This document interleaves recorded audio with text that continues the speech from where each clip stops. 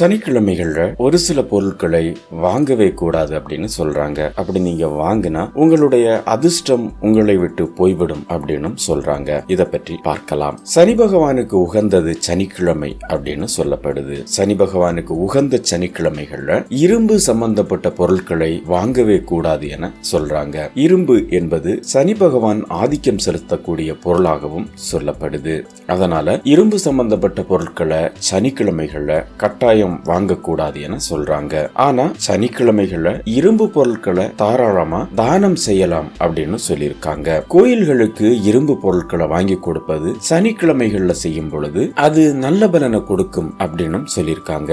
சனிக்கிழமைகள்ல எண்ணெய் கடைகளுக்கு சென்று எண்ணெய் வாங்க கூடாது அப்படின்னு சொல்லியிருக்காங்க. சனிக்கிழமை நீராடினா தோஷங்கள் விலகும். அதாவது சனிக்கிழமையில தலைக்கு எண்ணெய் வைத்து குளித்தா தோஷம் நீங்கும் அப்படின்னு சொல்லியிருக்காங்க.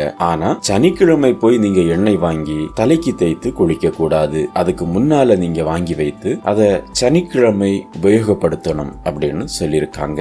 108 பொருட்கள்ல மகாலட்சுமி வாசம் செய்வதா சொல்லப்படுது. இதுல உப்பு முதன்மையானதா சொல்லப்படுது. உப்ப எந்த காலகட்டத்திலையும் வெள்ளிக்கிழமையில வாங்குவது நல்ல பலனை கொடுக்கும் அப்படின்னு சொல்லியிருக்காங்க. இத தப்பி தவறையும் சனிக்கிழமையில வாங்கவே கூடாது அப்படின்னு சொல்லியிருக்காங்க. வெள்ளிக்கிழமையில உப்பை வாங்கி பூஜை அறையில வைத்து விட்டு அதுக்கப்புறமா இதை ஜாடியில போட்டு அதுல 5 ரூபாய் நாணயத்தை போட்டு வைத்தா வீட்டுல செல்வம் கொளிக்கும் அப்படின்னு சொல்லியிருக்காங்க.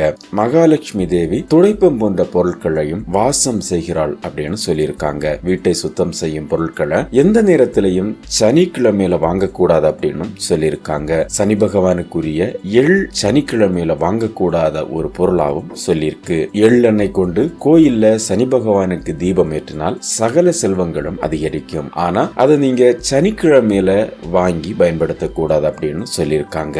சமையலுக்கு தேவைப்படக்கூடிய மாவு பொருட்களையும் சனிக்கிழமைகள்ல வாங்கக்கூடாது என சொல்லியிருக்காங்க. அதே போல வெள்ளிக்கிழமையில மசாலா பொருட்களை வாங்குவதையும் அரைப்பதையும் தவிர்க்க வேண்டும் அப்படின்னு சொல்லியிருக்காங்க. கூர்மையான பொருட்களை ஆயுதங்களை சனிக்கிழமையில வாங்கக்கூடாது அப்படின்னு சொல்லியிருக்காங்க.